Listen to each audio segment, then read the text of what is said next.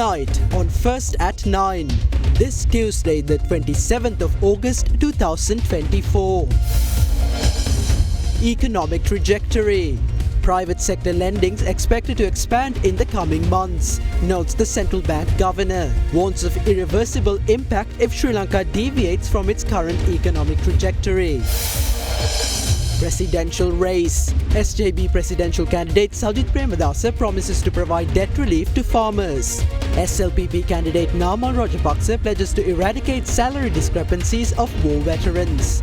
Sarvajana Sandhanaya presidential candidate Jayaweera to unveil his strategic plan on the 31st of this month. President Singh has said to unveil his manifesto on the 29th.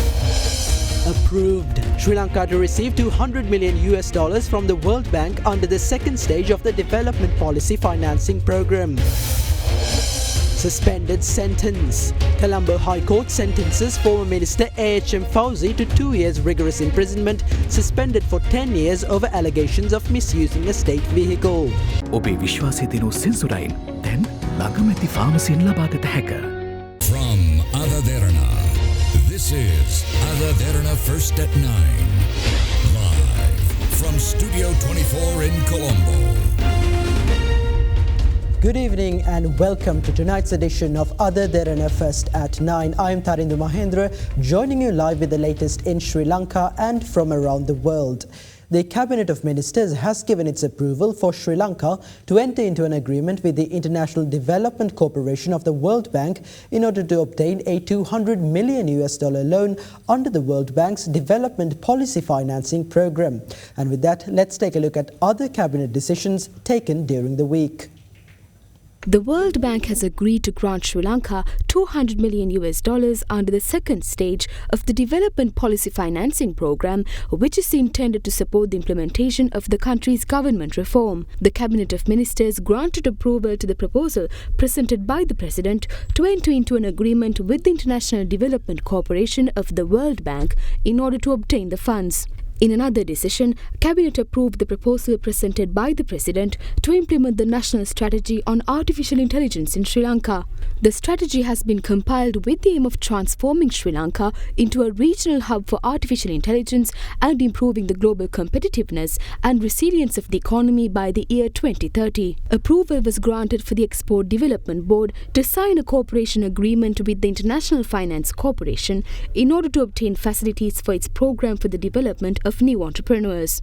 The program aims to transform small and medium-scale entrepreneurs with export potential into exporters. With the commencement of the paddy harvest for the Yalla season, Cabinet approval has been given to grant pledged loans of up to a maximum of 6 billion rupees to small and medium-scale rice mill owners under concessionary interest rate to purchase paddy. Additionally, approval has also been granted to several other proposals aimed at increasing the competitiveness of paddy purchasing and encouraging paddy production in the coming Maha season. These proposals include granting 500 million rupees to the Paddy Marketing Board, allowing it to actively participate in paddy purchasing during the Yalla season, purchasing Nadu paddy at 105 rupees per kilogram, Samba paddy at 115 rupees per kilogram, and Kiri Samba paddy at 130 rupees per kilogram, and increasing the fertilizer subsidy from 15,000 rupees per hectare up to 25,000 rupees. The Colombo Port City Condominium Property Management Orders No. 3 of 2024 was drafted and published in the Government Gazette on the 26th of July 2024 in order to establish a regulatory body to oversee the maintenance of public facilities in the port city. The Cabinet of Ministers approved the proposal to forward the gazetted orders to Parliament for its concurrence. The Cabinet also approved the proposal to prepare a draft bill related to the rights of Sri Lanka's indigenous community. The bill will be prepared based on the preliminary draft, which was compiled following discussions with officials of the Ministries of Lands, Wildlife and Forest Conservation, Environment and Finance, the Attorney General's Department, the Legal Draftsman's Department and other stakeholders.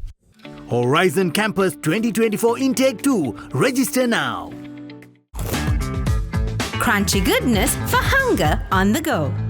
President Ranil Wickremesinghe noted that with the country moving towards economic stability, now is the best opportunity to establish a modern Sri Lanka.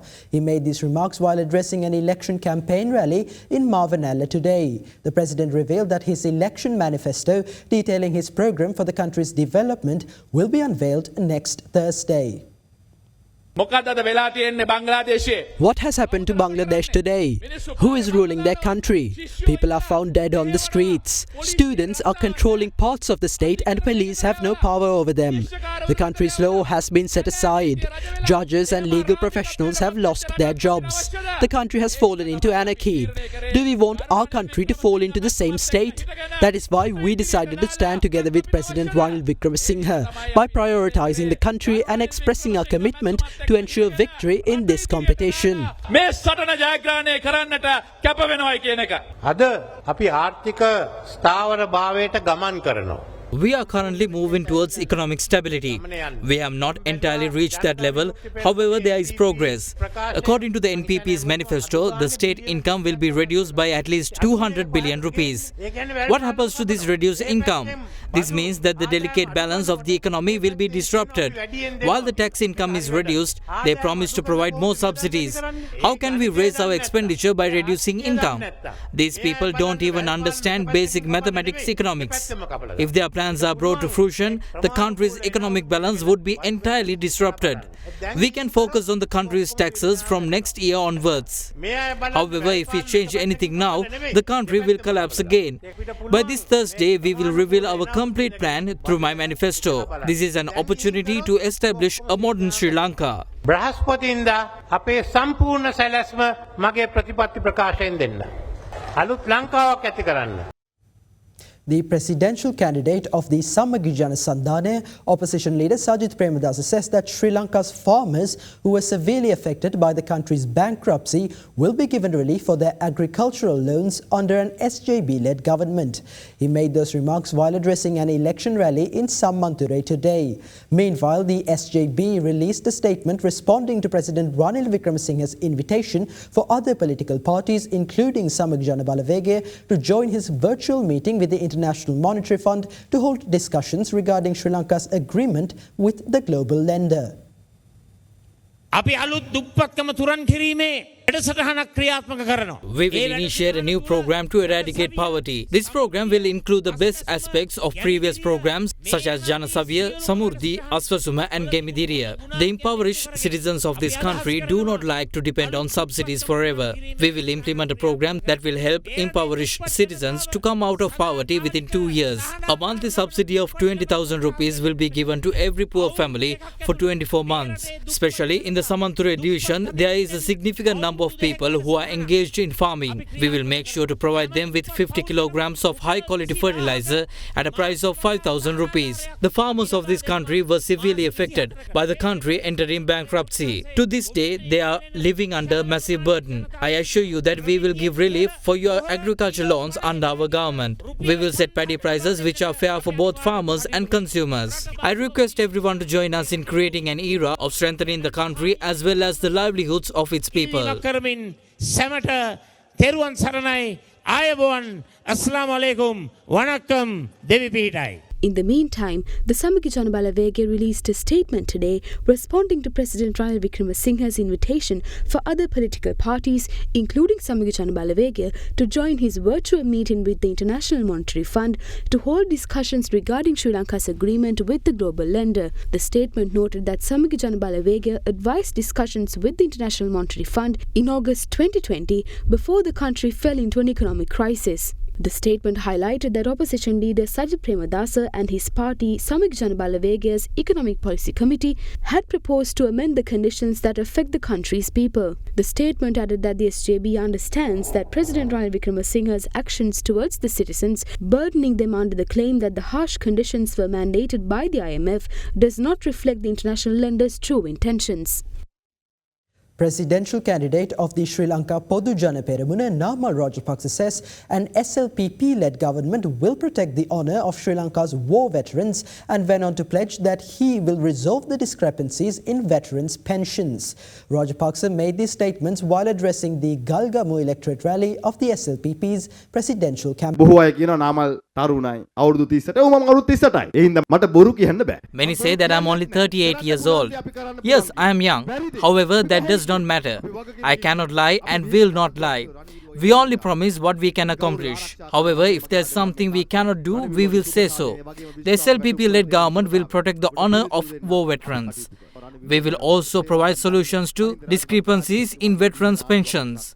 Only a government established under the guidance of former President Mahinda Rajapaksa is capable of understanding the true value of the service rendered by war veterans. There were issues regarding providing fertilizer to farmers for 1 or 2 seasons during Gotabaya Rajapaksa's government as a result of making wrong policy decisions. I pledge to you that I will only follow the agriculture policy of Mahinda Rajapaksa. Mama Namal Rajapaksa anugamane කරන්නේ Mahinda Rajapaksa ජනාධිපතිතුමාගේ කුෂිකර්ම ප්‍රතිපත්තිය මිසක් වෙන කුෂිකර්ම ප්‍රතිපත්තියක් නෙවෙයි. Presidential candidate of the Sarvajana Sandhane, Dilith Jayaweera, stresses that Sri Lanka's public service requires a comprehensive overhaul, including its salary structure and approach to human resource management. He made these remarks during a meeting with representatives of the Government Medical Officers Association. Addressing the media following the meeting, Jayaweera revealed that his alliance will unveil the final draft of its strategic plan, which includes plans to reform the state sector to the public on the 31st of this month. One of the main challenges faced by the health sector is brain drain. In Sri Lanka, it takes around 15 years to produce a specialist doctor. Doctors in countries such as the United States and Australia earn a salary of nearly 2 million rupees. We are providing doctors and specialist doctors to these countries for free. When a change is made in doctors' salaries, government workers criticize it, creating a chain reaction. A special salary structure aimed at retaining these professionals within the country must be proposed. This is a long-term process. Long-term process. Long-term process.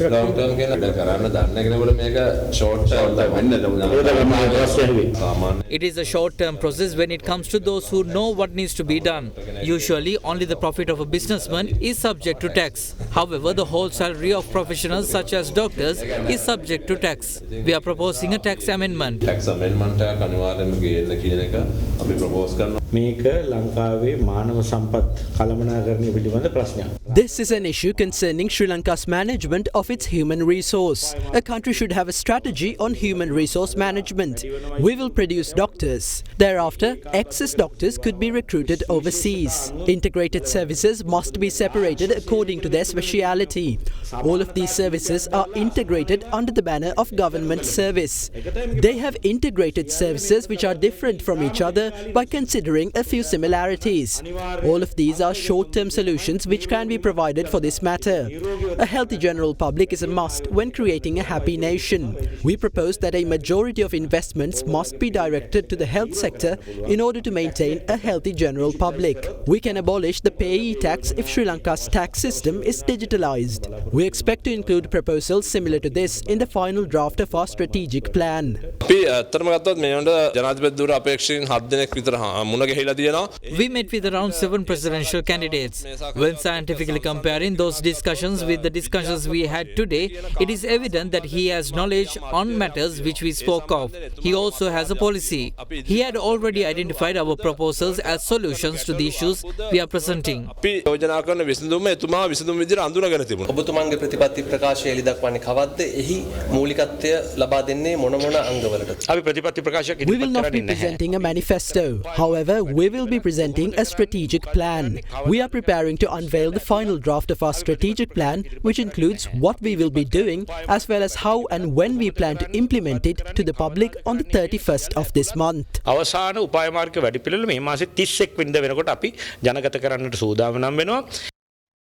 Presidential candidate and leader of the National People's Power, Kumara Dissanayake, expressed his confidence in transforming the country into a developed nation with a proper plan in place. Addressing a rally of the National People's Power's presidential campaign in Malambe today, the NPP leader assured that following his election to the office of president, the NPP will form a government of the people for the first time in the country's history.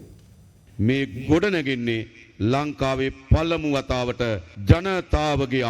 the first time in Sri Lanka, we are forming a people's government. With the necessary plans in place, we will definitely reach the level of development that some other nations have already achieved. This can only be achieved by correcting all our past mistakes. As a political alliance, as well as the citizens of this country, we genuinely have the willingness to make our plan a reality. Not only that, we have the strength and the confidence to make this happen. However, this cannot be done without the assistance of the general public. And with that, let's hear what politicians from across the political spectrum have to say ahead of the presidential polls.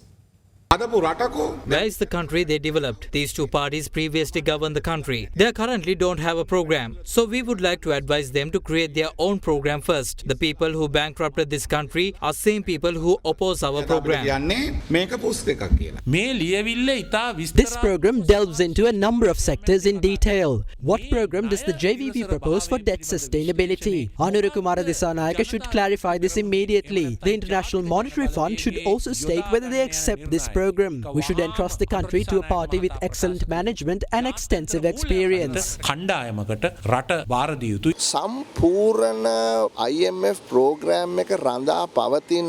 entire International Monetary Fund program relies on research related to credit sustainability. If the debt sustainability analysis is altered, that could mark the end of the IMF program. In that case, what Ranil Wickremesinghe is saying is correct. If the debt sustainability analysis changes, then everything else must change as well.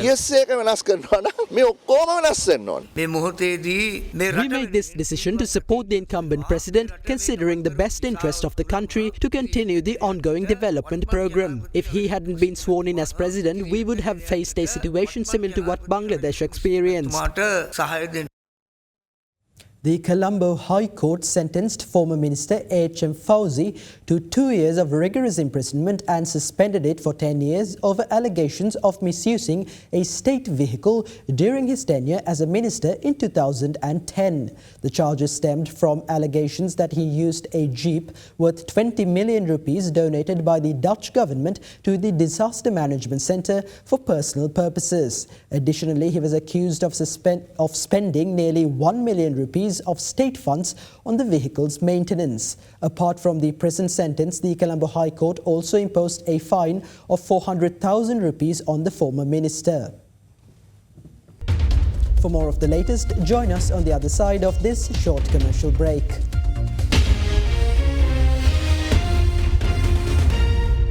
Star Dishwasher Dali Hell Indul Pahasuwen Sede. Star Dishwasher Magic Tub Picker. Crunchy goodness for hunger on the go. Chandurusune Kagen Manape Siga TV. Siga TV Sada Supiri Deal.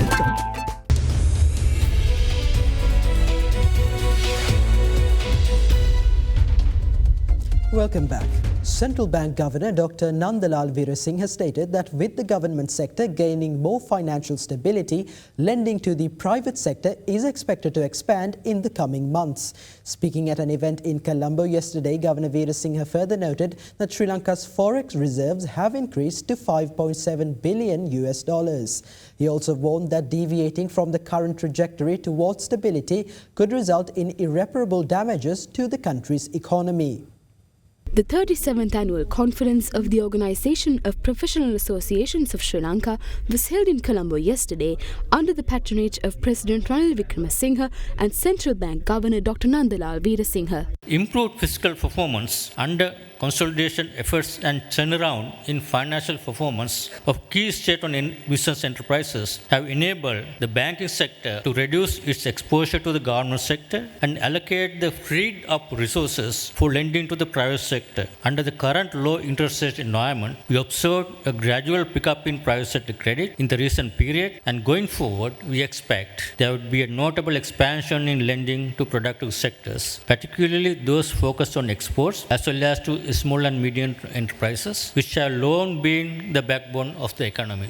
Improvements on the external front, primarily driven by workers' remittances and tourism inflows and also exports, have resulted in a relatively stable exchange rate and enabled the central bank to rebuild those official reserves. Moving forward, the expected inflows from the service sector are expected to sustain this positive momentum in the external sector and provide a buffer against external shocks. The reserves, which depleted to a very low level, have now reached $5.7 billion, with the gradual purchase of foreign exchange by the central bank. External sector stability support enhancement of market sentiments. In fact, this year and last year, both years, there will be a first time annual current account surpluses on the external sector would be recorded. First time in the history of this country. The ongoing reform agenda comprises measures that are expected to augment the resilience and stability of the economy, which is what is needed for the long-term, medium, long-term growth. Maintaining macroeconomic stability is a prerequisite to ensure sustained growth trajectory in the medium to long term. Although these reforms are painful in the short term, it is crucial for all stakeholders to remain committed and ensure the swift implementation of these long overdue reforms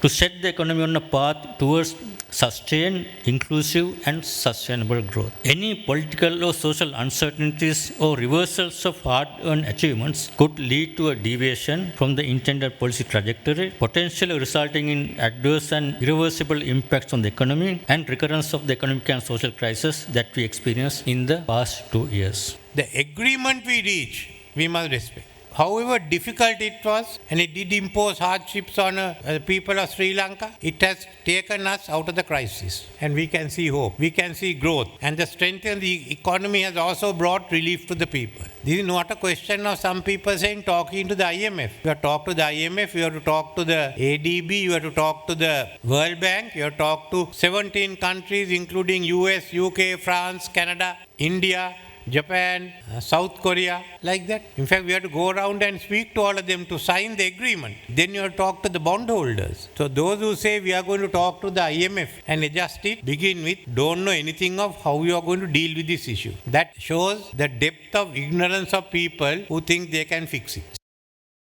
The Colombo Bourse closed in red today as a result of price losses in counters such as Melster Corp, John Keel's Holdings and Central Finance Company, with the turnover crossing 513 million rupees. The benchmark all-share index closed 0.95% lower at 11,093.48 points, while the S&P Sri Lanka 20 fell by 1.26% to close at 3,148.96 points. Trading volume on the index fell to 30.1 million shares from 31.6 million in the previous session.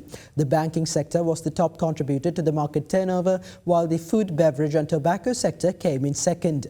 Foreign investors closed as net buyers, purchasing shares worth 45.5 million rupees, while domestic investors were net sellers, offloading shares worth 509 million rupees. Now let's take a look at the rupee exchange rate for the day.